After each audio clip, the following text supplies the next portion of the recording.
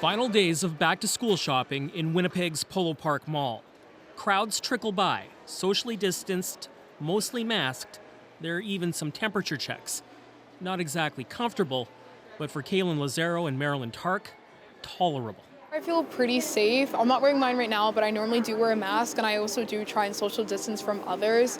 All along, there were predictions reopening retail would bring positive tests and temporary closures. Last week, Winnipeg's IKEA shut for a day after an employee tested positive. A dozen employees have also tested positive at this Edmonton Walmart, which is closed for cleaning. In both cases, it's unclear where the infections occurred.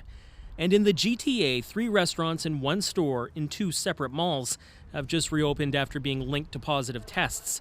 Still enough to convince some to stay away. Do you want to go? Where would you go? If you don't want to go, we don't have to. Yeah. Okay, thanks for letting us know. So what are the actual risks of infection in a mall or a big box setting? Experts say there's lots of variables. So the risk really depends on who you're with, were they wearing a mask, how close were they, is it in a closed space? Malls and box stores have lots of open space, but risks rise when people pack themselves into smaller spaces like individual stores. I wouldn't say that at the present time we can ever eliminate that risk. So really it's kind of a balancing of risks and benefits.